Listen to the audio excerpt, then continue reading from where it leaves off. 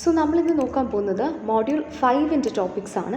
Module 5ൻ്റെ first topic എന്ന് പറയുന്നത് macro പ്രൊസസ്സറാണ്. So macro പ്രൊസസ്സറിൻ്റെ ഒരു ഓവർവ്യൂ ആണ് ഇവിടെ കൊടുത്തിരിക്കുന്നത്.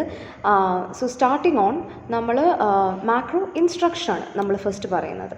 മാക്രോ ഇൻസ്ട്രക്ഷൻ എന്ന് പറഞ്ഞു കഴിഞ്ഞാൽ അത് it's actually abbreviated as macros. Macro instruction എന്ന് പറയുമ്പോഴത്തേനും ബേസിക്കലി അത് ഒരു സെറ്റ് ഓഫ് ഇൻസ്ട്രക്ഷൻ അല്ലെങ്കിൽ ഒരു ഗ്രൂപ്പ് ഓഫ് സ്റ്റേറ്റ്മെൻറ്റ്സിനെ റെപ്രസെൻറ്റ് ചെയ്യാനായിട്ട് നമ്മൾ കോമൺ ആയിട്ട് യൂസ് ചെയ്യുന്നതാണ്. ഇനി എക്സ്പാൻഡിങ് എ മാക്രോസ് എന്ന് പറഞ്ഞു കഴിഞ്ഞു കഴിഞ്ഞാൽ ബേസിക്കലി ഓരോ മാക്രോ ഇൻസ്ട്രക്ഷനെയും അതിൻ്റെ റെസ്പെക്റ്റീവ് ആയിട്ടുള്ള സോഴ്സ് ലാംഗ്വേജ് സ്റ്റേറ്റ്മെൻ്റ് ആയിട്ട് എക്സിക്യൂട്ട് ചെയ്യുന്നതിനെയാണ് എക്സ്പാൻഡിങ് എ മാക്രോസ് എന്ന് നമ്മൾ പറയുന്നത്.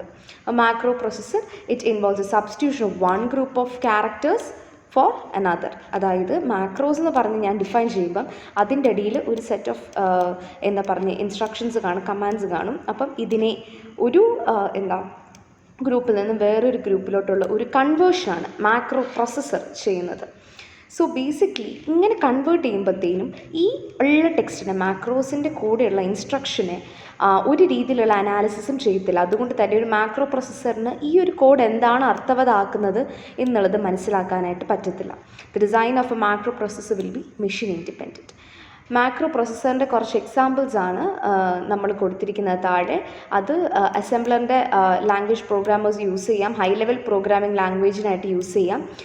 അത് അല്ലാന്നുണ്ടെങ്കിൽ എന്തെങ്കിലും പർട്ടിക്കുലർ ലാംഗ്വേജുമായിട്ട് നമുക്ക് വിത്ത് റെസ്പെക്റ്റ് യൂസ് ചെയ്യാനായിട്ട് സാധിക്കും. ഇനി നമ്മൾ നോക്കാൻ പോകുന്നത് basic macro processor functions. Basic macro processor functions 3 different types ആണുള്ളത്, അല്ലെങ്കിൽ 3 ഫങ്ഷൻസ് ആണ് നമ്മൾ മാക്രോ പ്രൊസസ്സറിൽ കാണുന്നത്. First one is definition, invocation and expansion. നമ്മൾ സി പ്രോഗ്രാം പഠിക്കുമ്പം നമുക്ക് മെത്തേഡ്സ് നമ്മൾ ഡിഫൈൻ ചെയ്യും, നമ്മൾ ഇൻവോക്ക് ചെയ്യും, അത് കഴിഞ്ഞേച്ച് അതിനൊരു എക്സ്പാൻഷൻ കാണും. സോ സിമിലർ മെത്തേഡാണ് ഇവിടെയും യൂസ് ചെയ്യുന്നത്. മാക്രോ ഡെഫിനിഷൻ എന്ന് പറയുമ്പോൾ നമുക്ക് 2 പുതിയ അസംബ്ലർ ഡയറക്റ്റീവ്സ് നമ്മൾ ഇൻട്രൊഡ്യൂസ് ചെയ്യുന്നത്. One is macro and the other one is melt. ഒരു ഏരിയയിൽ ഞാൻ മാക്രോ എന്ന് പറഞ്ഞ് കൊടുത്തു കഴിഞ്ഞാൽ എൻ്റെ മാക്രോ ഡെഫിനിഷൻ്റെ ബിഗിനിങ് ആണ് എന്നാണ് നമ്മൾ നോട്ട് ചെയ്യുന്നത്. ഫോർ എക്സാമ്പിൾ നമ്മൾ സി പ്രോഗ്രാമിൽ എഴുതത്തില്ല വോയിഡ് എന്ന് പറഞ്ഞിട്ട് നമ്മൾ ഇങ്ങനെ എഴുതിയിട്ട് കേർലി ബ്രേസസ് കൊടുക്കത്തില്ലേ, this shows that this is the start of the process, this shows that this is the end of the process. Similar to that ആണ് മാക്രോയും മെൻറ്റും വരുന്നത്. മാക്രോ എന്ന് പറയുന്നത് മാക്രോ ഡെഫിനിഷൻ്റെ ബിഗിനിങ്ങും മെൻറ്റ് എന്ന് പറയുന്നത് മാക്രോ ഡെഫിനിഷൻ്റെ എൻഡുമായിരിക്കും സൂചിപ്പിക്കുക. ഇനി ഇതിൻ്റെ കൂട്ടത്തിൽ തന്നെ നമുക്ക് ഒരു നെയിം കാണും. ഈ ഒരു മാക്രോ ഡെഫിനിഷന് ആ ഒരു നെയിം നമ്മളിവിടെ കൊടുക്കും. പാരാമീറ്റേഴ്സ്, ഇപ്പം നമ്മൾ ചില ഫങ്ഷൻസ് എഴുതുമ്പോഴത്തേന് ഇവിടെ ചിലപ്പം A, B എന്നൊക്കെ പറഞ്ഞ് എഴുതുമല്ലോ. ഇത് parameters which is been expected, അല്ലെങ്കിൽ ഈ ഒരു ഫങ്ഷൻ ഇവോക്ക് ചെയ്യുമ്പം ഉള്ള ആർഗ്യുമെൻറ്റ്സ് നമ്മൾ എക്സ്പെക്റ്റ് ചെയ്യുന്ന ഈ ഒരു കേർലി ബ്രേസസിൽ കൊടുക്കത്തില്ലേ, അതുപോലെ തന്നെയാണ് ഇവിടെ പാരാമീറ്റേഴ്സ്. ഈ പാരാമീറ്റേഴ്സിനെ നമ്മൾ എഴുതുമ്പോഴത്തേനും യൂഷ്വലി നമ്മൾ ആൻഡ് വെച്ചിട്ടായിരിക്കും നമ്മൾ എഴുതുന്നത്. ബോഡി എന്ന് പറയുന്നത് ബേസിക്കലി ഈ മാക്രോൻ്റെ എക്സ്പാൻഷനെയാണ് നമ്മൾ സൂചിപ്പിക്കുന്നത്.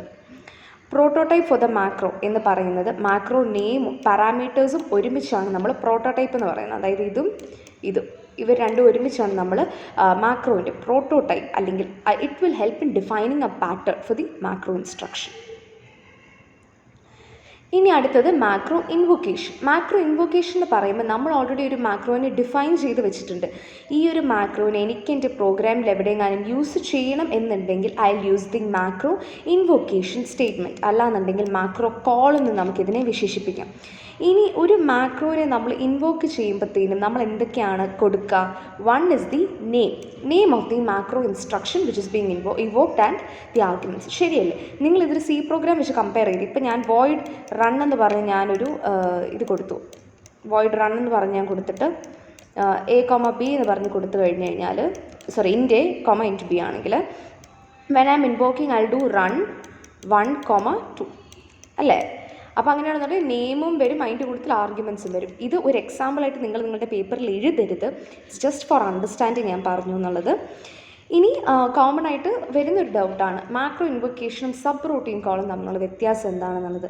മാക്രോ ഇൻവൊക്കേഷനും സബ് റൂട്ടീനും തമ്മിലുള്ള ഏകപ്പെട്ട വ്യത്യാസം എന്താണെന്ന് വെച്ച് കഴിഞ്ഞാൽ സബ് റൂട്ടീനെ നമുക്ക് എക്സ്പാൻഡ് ചെയ്യുമ്പോഴത്തേനും ഓരോ ടൈമിലും ഒരു പ്രാവശ്യമേ സബ് റൂട്ടീൻ എക്സ്പാൻഡ് ചെയ്യത്തുള്ളൂ. അതേസമയം മാക്രോനെ എത്ര പ്രാവശ്യം ഇവോക്ക് ചെയ്യുന്നു അത്രയേറെ പ്രാവശ്യം നമ്മൾ മാക്രോനെ എക്സ്പാൻഡ് ചെയ്യുമായിരിക്കും ചെയ്യുന്നത്. And also macro invocation is more efficient than sub routine call.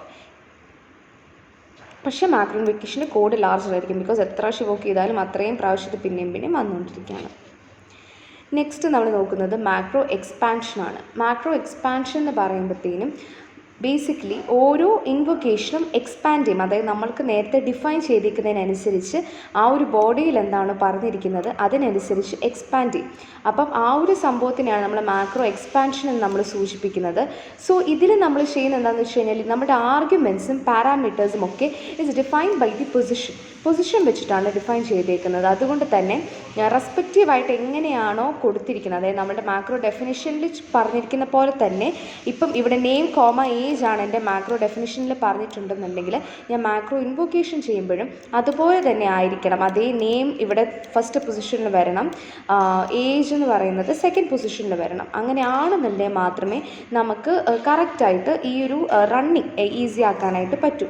So basically നമ്മളിവിടെ ചെയ്യുന്നത് എന്താണെന്ന് വെച്ച് കഴിഞ്ഞാൽ ഈ ഒരു പൊസിഷൻസിനെ ബേസ് ചെയ്തിട്ടായിരിക്കും നമ്മൾ എക്സ്പാൻഡ് ചെയ്യുന്നത്. മാക്രോ എക്സ്പാൻഷൻ്റെ ഒരു ഡയഗ്രമാണ് ഇവിടെ കൊടുത്തിരിക്കുന്നത്. അതായത് ഇതെന്ന് പറയുന്നത് എൻ്റെ മാക്രോനെ ഞാൻ ഡിഫൈൻ ചെയ്യുക. അതായത് WD എന്നാണ് എൻ്റെ മാക്രോൻ്റെ പേര്. സോ അതിനെ ഞാൻ മാക്രോ മെൻറ്റ് യൂസ് ചെയ്ത് ഡിഫൈൻ ചെയ്തു. ഈ WD ഞാൻ എവിടെയൊക്കെ വിളിക്കുന്നോ അത് മാക്രോ ഇൻവൊക്കേഷനാണ്. ഇത് വിളിക്കുമ്പോൾ ഇത് കണ്ടോ, ഈ കണ്ടൻറ്റ് എല്ലാമാണല്ലോ വരുന്നത്. So that is macro expansion. അപ്പം ഇതാണ് ഒരു എക്സാമ്പിൾ വരുന്നത് മാക്രോ എക്സ്പാൻഷൻ വിത്ത് പാരാമീറ്റർ സബ്സ്റ്റിറ്റ്യൂഷൻ എന്ന് പറയുമ്പോഴത്തേനും. അതായത് മാക്രോ കൊടുക്കുന്നതിന് പകരം ഞാനിവിടെ പാരാമീറ്റേഴ്സ് 2 കൂടെ കൊടുക്കുകയാണെന്നുണ്ടെങ്കിൽ അതിന് കണ്ടോ ആൻഡ് വെച്ചിട്ടായിരിക്കും ഞാനിതിനെ ഡിഫൈൻ ചെയ്യുന്നത്. അത് കഴിഞ്ഞ് ഞാനിത് ഇൻവോക്ക് ചെയ്യുമ്പം ജസ്റ്റ് ഞാൻ വേരിയബിൾ നെയിംസ് ആയിരിക്കും എഴുതി കൊടുക്കുന്നത്. അതിനനുസരിച്ചാണ് നമ്മളുടെ എക്സ്പാൻഷൻ പോസിബിൾ ആവുന്നത്. ബിക്കോസ് ഇത് കണ്ടോ ആൻഡ് A1 ആൻഡ് A2 എന്ന് പറഞ്ഞുകൊണ്ടാണ് കൊടുത്തിരിക്കുന്നത്. ഇപ്പോൾ എക്സ്പാൻഡ് ചെയ്യുമ്പോൾ കണ്ടോ ആ ആൻഡ് A1 പകരം data1 എന്നും ആൻഡ് A2 പകരം data2 എന്നും വെച്ച് റീപ്ലേസ് ചെയ്തേക്കാണ്. പിന്നെ മാക്രോ ഇൻസ്ട്രക്ഷൻ്റെ ഒരു SIC എക്സീഡ് എക്സാമ്പിളാണ് ഇവിടെ കാണുന്നത്. ഇവിടെ RD ബഫ് എന്ന് പറയുന്നതാണ് മാക്രോൻ്റെ പേര്. മാക്രോ ആൻഡ് മെൻറ്റ് വരെ ഇത്രയും കാര്യങ്ങളാണ് എൻ്റെ മാക്രോ ഡെഫിനിഷൻ വരുന്നത്. പിന്നെ നമ്മൾ ശ്രദ്ധിക്കേണ്ട ഒരു കാര്യം എന്താണെന്ന് വെച്ച് കഴിഞ്ഞാൽ മാക്രോ ബോഡിയിൽ ലേബിൾസ് കാണില്ല എന്നുള്ള കാര്യമാണ്.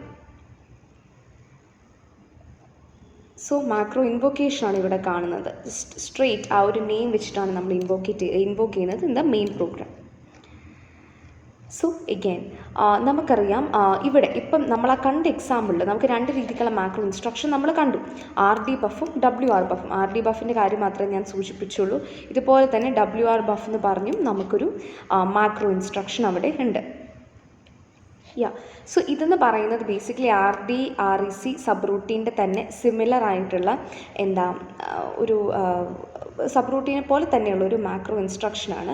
സോ നമ്മളിവിടെ നോക്കുവാണെന്നുണ്ടെങ്കിൽ ഫസ്റ്റ് മാക്രോ സ്റ്റേറ്റ്മെൻറ്റ് വരുമ്പോഴത്തേനും നമ്മൾ നേരത്തെ പറഞ്ഞ പോലെ തന്നെ മാക്രോ ഡെഫിനിഷൻ്റെ ബിഗിനിങ് ആണ്. അത് കഴിഞ്ഞിച്ച് വരുന്നതാണ് RD ബഫിൻ്റെ വരുന്ന കണ്ടൻറ്റ് മൊത്തം വരുന്നത്. അത് കഴിഞ്ഞിച്ച് ലേബിൾ ഫീൽഡിൽ RD ബഫ് എന്ന് പറയുന്നത് മാക്രോൻ്റെ നെയിമാണ്. SO the entries in the operant field will identify the parameters. ഇതൊക്കെ നമ്മൾ പറഞ്ഞു പോയ കാര്യങ്ങളാണ്. അതുപോലെ തന്നെ ഇനിയിപ്പം ആൻഡ് വെച്ചിട്ടാണ് നമ്മൾ ചെയ്യുന്നത്. നമ്മളുടെ ആർഗ്യുമെൻറ്റ്സിനനുസരിച്ച് ആ ഒരു പ്രോഗ്രാമിൽ നമ്മൾ ഈ ഒരു ക്യാരക്ടറിനെ വെച്ച് റീപ്ലേസ് ചെയ്യുവാണ് ചെയ്യുന്നത്. ഇനി അതിനനുസരിച്ച് മാക്രോ എന്ന് പറയുമ്പോഴത്തേനും മാക്രോ ഡെഫിനിഷനാണ് ചെയ്യുന്നത്. അത് കഴിഞ്ഞിട്ടുള്ള കണ്ടൻറ്റ് എന്ന് പറയുന്നതാണ് ബോഡി വരുന്നത്. സോ വിച്ച് മീൻസ് മാക്രോൻ്റെ എക്സ്പാൻഷൻ്റെ സമയത്ത് ഈ മാക്രോ ഡയറക്റ്റീവിൻ്റെ കീഴിൽ കൊടുത്തിരിക്കുന്ന സ്റ്റേറ്റ്മെൻറ്റ്സ് ആയിരിക്കും നമ്മൾ കാണുന്നത്. അത് കഴിഞ്ഞിട്ട് പിന്നെ വരുന്നത് മെൻറ്റ് ആണ്. മെൻറ്റ് എന്ന് പറയുമ്പം ഒരു മാക്രോ ഡെഫിനിഷൻ്റെ എൻഡിനെ സൂചിപ്പിക്കും. അതുപോലെ തന്നെയാണ് നമുക്ക് WR ബഫ് ഇവിടെ കൊടുത്തിരിക്കുന്നത്.